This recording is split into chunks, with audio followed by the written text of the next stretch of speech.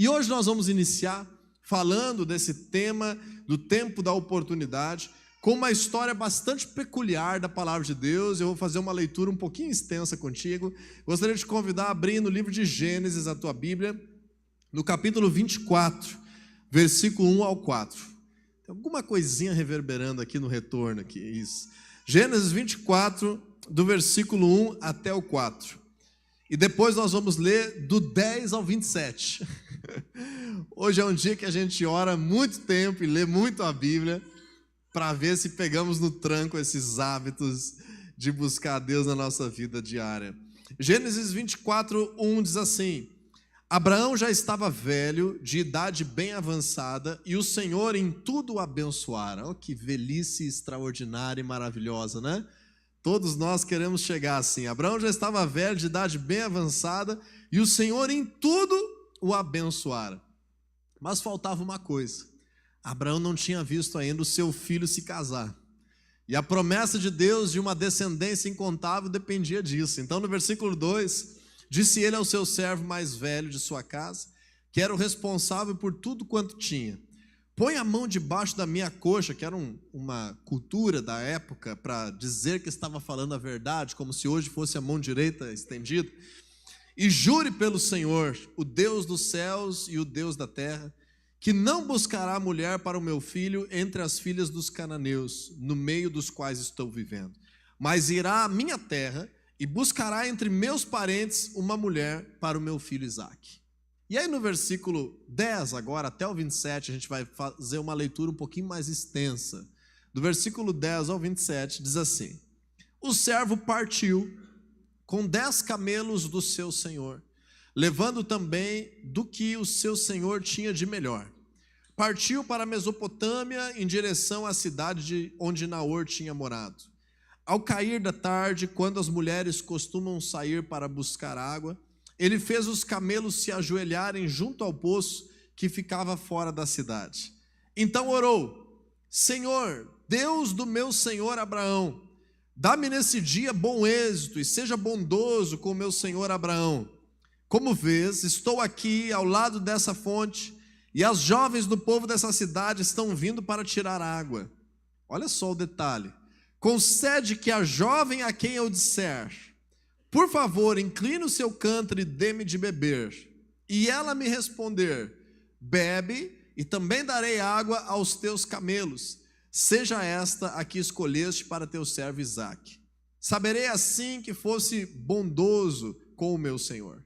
Antes que terminasse de orar, surgiu Rebeca, filha de Betuel, filho de Milca, mulher de Naor, irmão de Abraão, trazendo no ombro o seu cântaro. A jovem era muito bonita e virgem, nenhum homem tivera relações com ela. Rebeca desceu à fonte, encheu seu cântaro e voltou. O servo apressou-se ao encontro dela e disse: por favor, dê-me um pouco de água do seu cântaro. Beba, meu senhor, disse ela, e tirou rapidamente dos ombros o cântaro e o serviu. Depois que lhe deu de beber, disse: tirarei água também para os seus camelos, até saciá-los. Assim ela esvaziou depressa o seu cântaro no bebedouro e correu de volta ao poço para tirar mais água para todos os camelos. Sem dizer nada, o homem a observava atentamente para saber se o Senhor tinha ou não coroado de êxito a sua missão. Quando os camelos acabaram de beber, o homem deu à jovem um pendente de ouro de 6 gramas e 2 pulseiras de ouro de 120 gramas e perguntou: de quem você é filha? Diga-me, por favor, se há lugar na casa de seu pai para eu e meus companheiros passarmos a noite. Sou filha de Betuel, o filho que Milca deu a Naor, respondeu ela, e acrescentou: temos bastante palha e forragem, e também temos lugar para vocês passarem a noite. Então o homem curvou-se em adoração ao Senhor, dizendo: bendito seja o Senhor, o Deus do meu senhor Abraão, que não retirou sua bondade e sua fidelidade do meu senhor. Quanto a mim, o Senhor me conduziu na jornada até a casa dos parentes do meu senhor. Até aqui tá bom. Eu não sei se você está ligadinho no nosso plano de leitura bíblica, mas nós estaremos nos próximos dias agora passando por esse texto de Gênesis 24. Quando você lê esse texto, então, lembre-se dessa pregação e veja os detalhes ao longo de todo esse capítulo, que é muito interessante.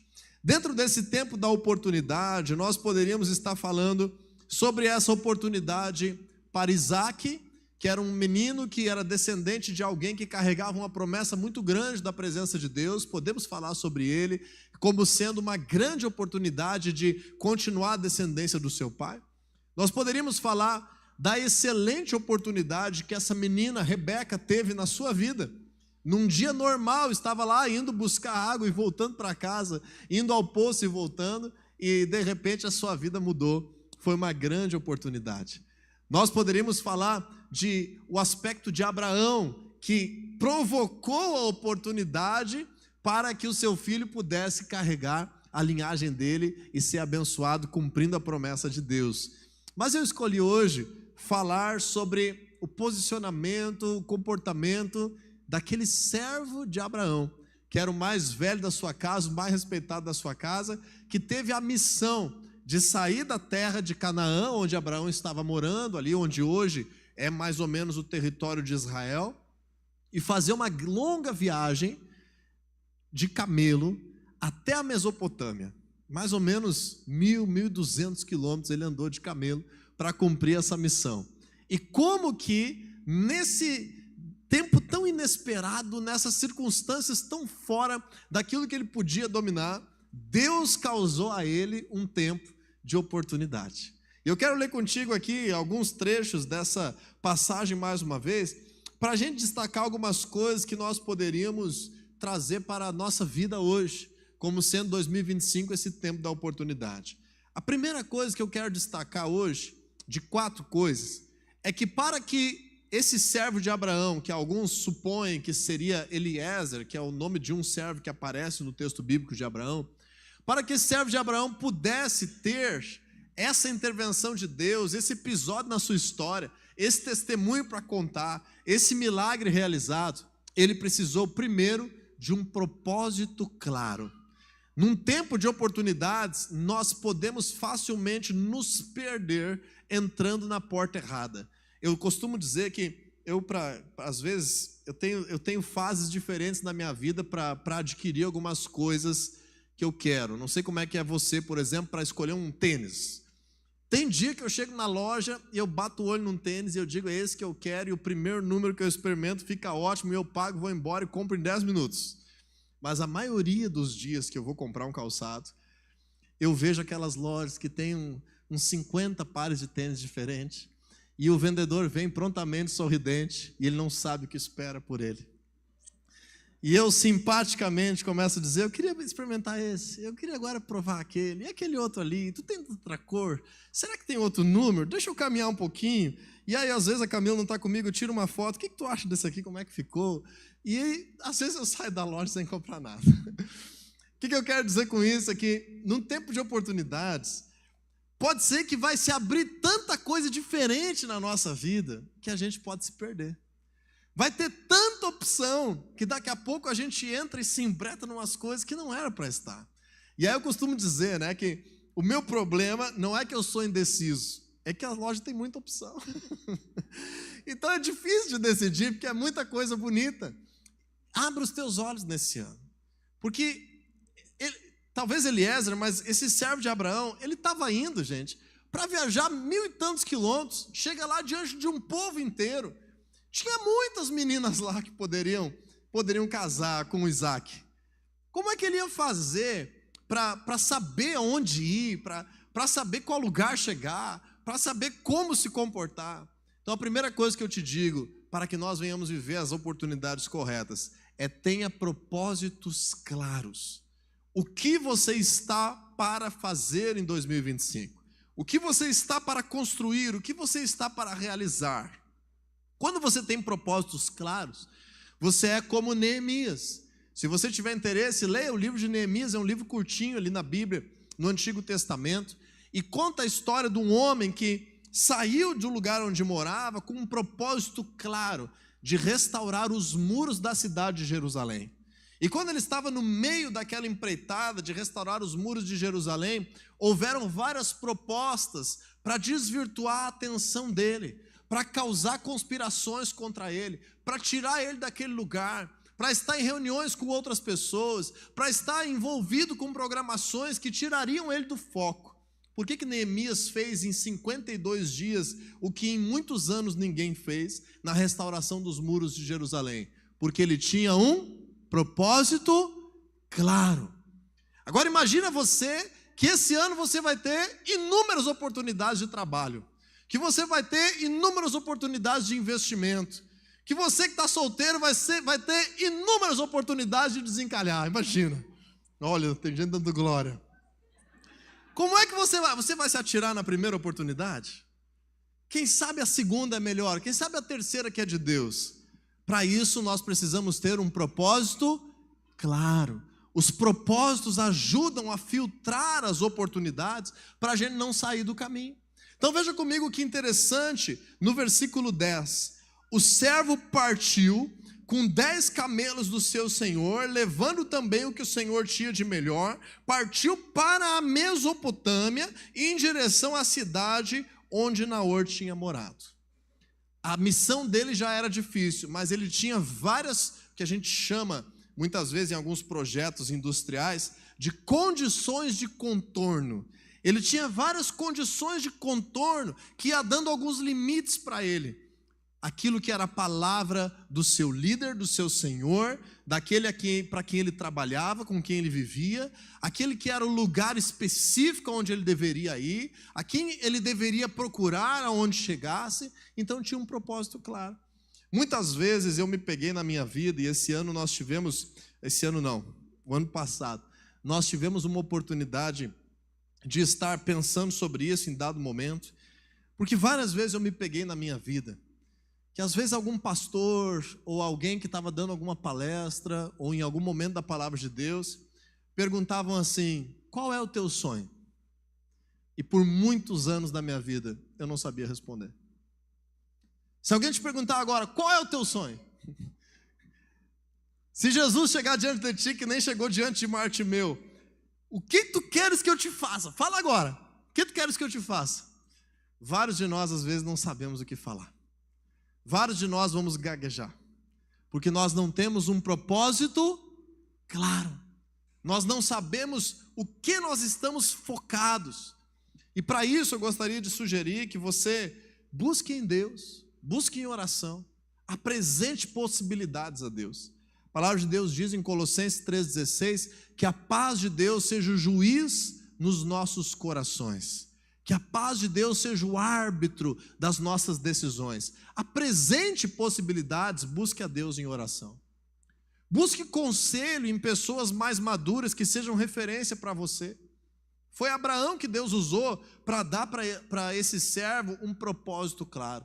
Busque orientação em pessoas que, quem sabe, já alcançaram o que você deseja alcançar. Divida a tua vida em áreas. Na tua vida ministerial, teu envolvimento com o reino de Deus, com a igreja, com a célula, a tua vida familiar, o teu momento de vida em família, a tua vida de estudos, de capacitação pessoal, profissional, escola, faculdade, cursos, a tua vida financeira, o cuidado com a tua saúde. Em cada área dessas, tenha pelo menos um propósito claro que você quer alcançar no ano de 2025. Essa é a minha sugestão para você. Tenha isso anotado em algum lugar, ore por isso e construa em Deus essa visão de onde você quer chegar. Porque se nós estamos falando de um ano de oportunidades, não é que tu está lá no deserto e de repente tu passa, já está com o pé descalço há 2 anos e tem um par de sapato ali. Será que tu vai pensar qual sapato tu vai escolher? Tu vai pegar aquele ali porque é uma oportunidade raríssima. Mas se é um tempo de oportunidade, tu chegou num shopping e tem um vale compra lá do que tu quiser, e tu tem que sair de lá com calçado, mas tem milhares de pares diferentes. Nós precisamos ter um propósito claro para não nos perdermos nas possibilidades. No versículo 11 disse assim: ao cair da tarde, quando as mulheres costumam sair para buscar água, ele fez os camelos se ajoelharem junto ao poço que ficava fora da cidade. Imagina a cena. Imagina a cena, o servo de Abraão, todo mundo lá da cidade olhando, o que aquele cara estranho está fazendo aí? E o cara pega e ajoelha 10 camelos perto do poço. A menina chegou lá e tinha aqueles 10 camelos ajoelhados lá, olhando para ela com uma carinha de sede. Por que Eliezer fez isso? Porque ele fez um ato de fé. Diga assim comigo: as oportunidades de Deus precisam de atos de fé. Então você tem um propósito claro. E agora que você tem um propósito claro, você precisa ter uma atitude para causar isso na tua vida. Você precisa ter uma atitude nova, você precisa construir isso de alguma forma. Mesmo que você não tenha a resposta completa ainda. Você não sabe quem é que você vai encontrar. Você não sabe qual é o emprego que vai se abrir para você, qual é o cliente que vai fechar o negócio. Você ainda não sabe, mas você está trabalhando como se já tivesse alcançado. Porque você está tendo um ato de fé, você está se movendo conforme a tua esperança, conforme a convicção que Deus colocou no teu coração. Então vamos dar um exemplo sobre a própria história de Rebeca. Quem sabe ela estava lá orando para Deus: Senhor, eu quero tanto ter um casamento abençoado. Me envia, Senhor, um marido próspero, que seja herdeiro de uma grande promessa, que eu possa viver os teus projetos na minha vida. E ela saiu animada, e ela chamou a atenção do servo de Abraão, porque era uma pessoa que estava ali bonita, trabalhadora, disposta. Ela tinha um propósito claro de trabalhar para a sua família, e ali veio uma oportunidade no momento que ela menos esperava, num dia que ela não escolheu. Da mesma forma, o servo, ele fez um ato de fé. Ele colocou aqueles camelos de joelho. Eu não sei se você já viu como é que camelo ajoelha. Você já viu? Que o camelo é um bicho alto assim, você não consegue montar nele. Ele precisa se ajoelhar para você conseguir montar nele. Quando a gente foi no Egito em 2013, a gente viajou, olha só a loucura. A gente subiu uma montanha de madrugada em cima de um camelo, guiado por alguém que não falava a nossa língua. Ele falava egípcio e falava a língua do camelo, mas não falava a nossa língua. E nós subimos aquela montanha, que é uma das possibilidades de ser o Monte Sinai, de camelo. É muito esquisito aqueles bichos. E imagina aqueles camelos desse tamanho assim, ajoelhados, porque Eliezer fez um ato de fé. Quando temos propósitos claros, nós precisamos agir pela fé. No que você poderia já dar um passo agora nos primeiros meses do ano? Como você poderia agir diferente? Como você poderia se portar diferente? No que você poderia, quem sabe, dedicar os teus recursos financeiros, o teu tempo, imaginando que Deus vai realizar aquele propósito que Ele colocou no teu coração? Como você pode viver atos de fé nos propósitos que Deus tem para a tua vida em 2025? Lembre-se, para isso você precisa de propósito. Se você disser assim: eu não sei o que eu quero, eu não sei o que eu vou viver, eu não tenho nada ainda, eu não sei, o que vier tá bom. Você não vai conseguir agir pela fé se você não souber aonde você está indo. A palavra de Deus diz em Tiago 2,17 que a fé sem obras é morta. Nós precisamos agir de acordo com aquilo que nós cremos. Mas há alguns anos atrás eu ouvi uma mensagem que me chamou muita atenção e entrou no meu coração sobre isso, que dizia assim: nós não poderemos chegar em algum lugar novo se primeiro nós não soubermos aonde nós estamos. Então imagine que alguém te venda agora, coloca uma venda nos teus olhos, coloca uma forma que você não sabe para onde você está indo. Tira o teu celular, tira o teu relógio e anda por horas dentro de um carro contigo. E aí te deixa num lugar, no meio de um campo, no meio de uma fazenda, no meio de um campo, que você não enxerga o asfalto ou estrada alguma ao alcance dos teus olhos.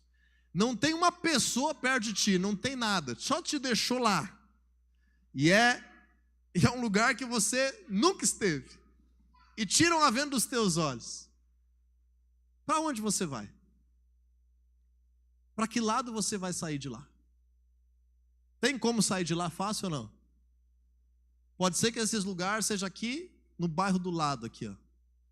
Pode ser que esse lugar seja em outro estado. Para que você possa se deslocar de lá, qual é a primeira coisa que você precisa saber? aonde você está. Primeira coisa é você chegar e perguntar para alguém, aonde eu estou? Porque somente quando nós entendemos aonde nós estamos é que nós podemos ir para onde queremos ir. Você pode saber já o propósito claro, que você quer voltar para Viamão, que é aqui a cidade onde nós estamos hoje reunidos.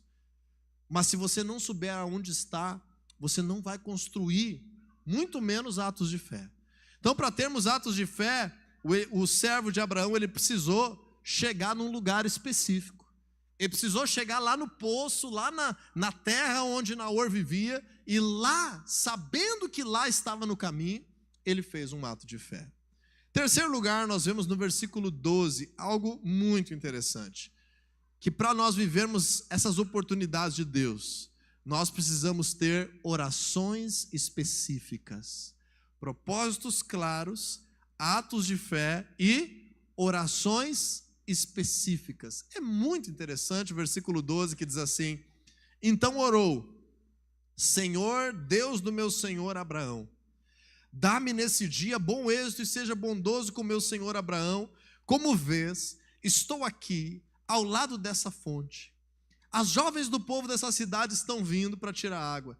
Concede que a jovem ao quem eu disser, por favor, incline seu cântaro e dê-me de beber, e ela me responder, bebe, também darei água aos teus camelos, seja essa a que escolheste para o teu servo Isaque, que era o filho de Abraão. Saberei assim que fosse bondoso com o meu senhor. Veja que interessante que nós aprendemos com esse servo de Abraão, que para escolhermos as oportunidades corretas, nós precisamos ter orações específicas. O pastor David Yong Cho foi um pastor muito relevante no século passado.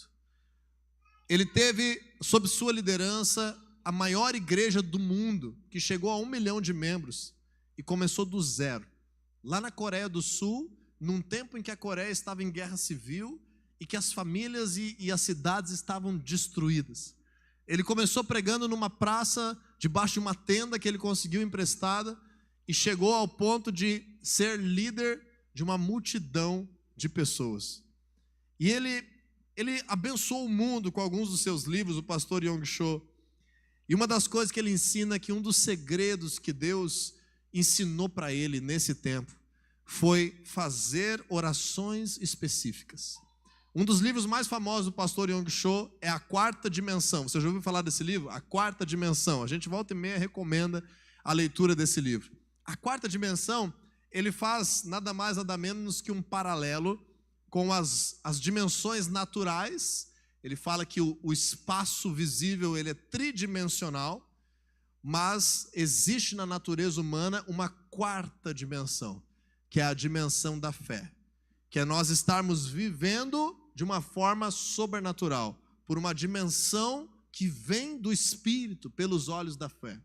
E o pastor Yong Cho, ele conta vários testemunhos sobre como Deus foi ensinando para ele a fazer orações específicas.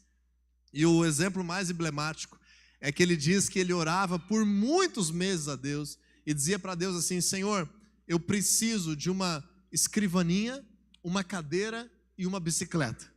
Porque ele estava estudando e começando o seu ministério, ele precisava ter um lugar para se acomodar, e ele estava morando já com pouquíssimas condições financeiras, num lugar que só tinha uma cama, e ele dizia: Senhor, eu preciso de uma escrivaninha, uma cadeira e uma bicicleta.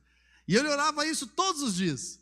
Mas teve um dia, depois de vários meses, que ele já estava indignado, dizendo: Senhor, tu dá tantas coisas para tanta gente, eu oro às vezes, as pessoas são abençoadas com tantas coisas grandes, por que eu não estou conseguindo ganhar essas coisas tão simples que eu estou pedindo para o Senhor? E ele disse que percebeu a voz de Deus ensinando algo para ele, que depois ele levou para todo mundo, dizendo assim: tu não me disse qual escrivaninha, qual cadeira e qual bicicleta tu queres. E aí ele entendeu que Deus estava ali ensinando uma lição para ele.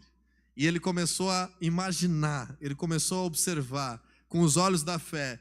E ele dizia assim, eu vou dar um exemplo que eu não me lembro agora o detalhe: Senhor, eu quero uma escrivaninha de tal tamanho, de tal madeira, eu quero que ela tenha os pés torneados assim. Eu gostaria, Senhor, que o Senhor pudesse me abençoar com uma escrivaninha assim para eu poder estudar a Tua palavra.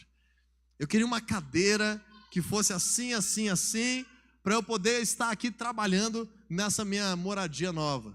E também eu quero uma bicicleta de aro tal, tantas marchas, de marca tal, que eu pudesse me deslocar para viver o meu ministério.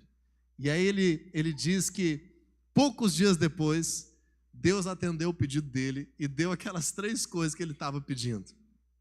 E tem várias bases bíblicas para isso. Por exemplo, lá no livro de Salmos, capítulo 34, diz que se nós nos agradarmos do Senhor, Ele concederá os desejos do nosso coração.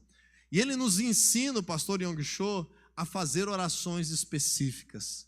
Quantos de nós não oramos às vezes antes de sair de casa ou antes de dormir? Senhor, obrigado por esse dia, abençoa minha família, em nome de Jesus, amém.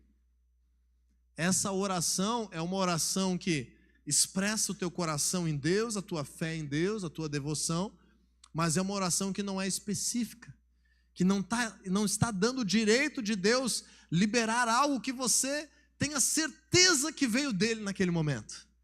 Então o servo de Abraão, ele diz assim: Senhor, a menina que eu pedi para me dar água, que ela responda que quer me dar água e que também quer dar água para os meus camelos. Depois tu bota no Google aí quantos litros de água um camelo bebe e multiplica isso por 10. Tinha 10 camelos sedentos naquele poço.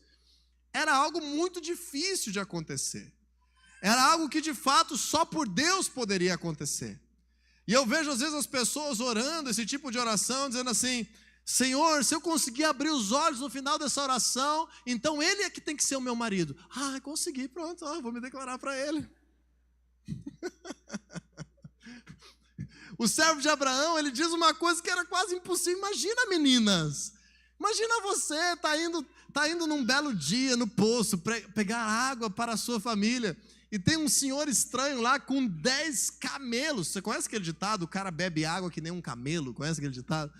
Tem 10 camelos lá, e de repente, qual é a probabilidade de você dizer assim: claro, meu senhor, e assim, eu vou tirar água para os seus 10 camelos beberem. Aquela guria deve ter ficado a tarde inteira tirando água daquele poço, até aqueles camelos matarem a sede deles. O que eu estou querendo dizer com isso, pessoal? Que quando nós fizermos propósitos com Deus em orações específicas, peça para Deus direções de coisas que não poderiam acontecer se não fosse a intervenção dele. Eu já fiz em alguns momentos da minha vida orações assim, que eu estava muito em dúvida sobre alguma circunstância, e eu disse: Deus, eu preciso saber a tua vontade. E aí eu orava para Deus para eu poder discernir o que seria a vontade de Deus naquele momento. E fazia um propósito claro, uma oração clara. Por exemplo, nós temos na Bíblia a história de Gideão, lá no livro de Juízes. Se você quiser anotar para pesquisar depois, Gideão, ele ora assim ao Senhor: Deus, eu vou colocar esse novelo de lã aqui na grama de noite. Se amanhã toda a grama estiver molhada e o novelo de lã estiver sequinho, saberei que essa é a tua vontade, então, para eu enfrentar os midianitas. E ele vai dormir. E ele acorda de manhã, toda a grama está molhada e o novelo está sequinho. E eu acho que ele pensou assim: quem sabe uma vaca se deitou em cima desse novelo? Eu não estou convicto ainda. E aí ele faz uma outra oração: Senhor, que amanhã, quando eu levantar, toda a grama aqui esteja seca e esse novelo esteja encharcado. E ele vai dormir. E ele se levanta e acorda, como é que estava? Toda a grama seca e o novelo encharcado. Qual é a chance disso acontecer se não for sobrenatural, um dia depois do outro? Ali Gideão teve certeza que ele deveria enfrentar aquela guerra que era dificílima. Ele não conseguiria vencer se não fosse a ajuda de Deus. Mas ele fez uma oração específica. Então, no ano das oportunidades, tenha propósitos claros, faça as tuas ações, os teus atos de fé, e tenha tempo para orações específicas, para que você possa estar, agora, por último, atento às circunstâncias e saber a resposta de Deus. A última coisa que eu quero compartilhar contigo é a atenção às circunstâncias. Quando você está conectado com Deus, e por isso é um ano muito bom para você fazer algum jejum, um jejum total ou parcial, propósito de leitura bíblica, propósito de oração, porque você precisa estar ligado, você precisa estar conectado com Deus, tem um propósito claro, está orando sobre isso, está fazendo os atos de fé, você tem que estar com o radar ligado para as circunstâncias. E aí no versículo 21, Gênesis 24, 21, diz assim: sem dizer nada, o homem a observava atentamente, para saber se o Senhor tinha ou não coroado de êxito a sua missão. Porque ele não ia contar a vitória antes da hora. Se ela parasse da água no 9º camelo, ele iria saber que não era ela a esposa de Isaac. Você está entendendo isso? Se ela desistisse no 8º camelo, não era ela. Se ela não oferecesse água, se ele desse uma forçadinha, desse um jeitinho, um empurrãozinho para Deus, não ia ser o projeto de Deus na vida dele. Perceba a importância disso. Quando você lê na Bíblia, no plano de leitura agora esse mês, a história de Abraão, nós já estamos lendo, chegando perto da história de Abraão, começa em Gênesis capítulo 12. Deus prometeu a Abraão um filho. Sara, a esposa de Abraão, era estéril, não podia ter filhos. Ao invés dela esperar em Deus e clamar a Deus pelo caminho correto, o que ela fez? Entregou a sua serva Agar para ter relações com o seu marido, para dar um filho emprestado para ela. E aí aconteceu o quê? Essa criança que nasceu acabou multiplicando os problemas relacionais dentro da sua própria casa. Porque apesar de que havia um propósito claro, eles quiseram dar um jeitinho, dar uma malandrada com Jesus. Essa semana eu postei nos meus stories: no reino de Deus, o malandro é mané. Você sabia disso? No mundo, mané é mané e malandro é malandro. No reino de Deus, quem quer ser malandro, aí é que é o mané. A gente tem que viver a palavra de Deus no caminho correto, nos propósitos corretos e nos princípios corretos. E aí você tem que estar atento às circunstâncias. O servo de Abraão, ele percebeu que até o final se cumpriu aquilo que era a direção de Deus para a vida dele. Então ele adorou o Senhor, então ele louvou o Senhor e disse: bendito seja o Deus de Abraão, que coroou com êxito a minha missão. E você vai ler lá em Gênesis 24, que daí ele chega na casa dos pais de Rebeca, e ele é bem recebido, e ele traz ela então para a terra de Abraão, e ela se torna esposa de Isaac, se torna mãe de Jacó e Esaú, entra para dentro da história de todo o projeto de Deus nessa terra, e por causa dela, por causa dessa circunstância, nasceu Jesus como parte de um povo, muitos e muitos séculos depois, uma decisão que mudou o curso da história. Então, o tempo de oportunidades requer essa atenção às circunstâncias. Por isso eu te digo, observe atentamente o que acontece na tua vida. Não na vida dos outros, na tua vida. Observe atentamente as circunstâncias, nos teus arredores. Busque o discernimento espiritual. Porque de onde menos você espera, Deus costuma fazer os maiores milagres. De onde menos você espera, dali que vem o milagre de Deus. Para um ano de grandes oportunidades, o tempo da oportunidade. Então nós precisamos ter propósitos claros, atos de fé, orações específicas e discernimento, atenção às circunstâncias. Está só começando esse ano, que você possa sair daqui hoje desejoso. Se ainda não tem propósitos claros, busque em Deus quais são os teus propósitos claros. Depois você vai fazendo os teus atos de fé e orando todos os dias. E eu tenho certeza absoluta que Deus vai te surpreender com extraordinárias e sobrenaturais oportunidades em 2025. Amém, minha gente? Vamos orar? Vamos colocar de pé? Hoje um culto um pouquinho mais longo, porque tivemos um bom tempo de intercessão pelo nosso ano, um bom tempo de ministração sobre as nossas diretrizes bíblicas financeiras. Quando começa o ano, a gente ainda está meio desembalado ainda. A gente precisa um pouco mais de profundidade para mergulhar rapidamente no que Deus tem preparado. E assim, se esforce para estar presente o máximo possível naquilo que a igreja proporciona, na tua célula, no reino de Deus, para que você viva nesse ano tudo que Deus tem preparado para a tua vida.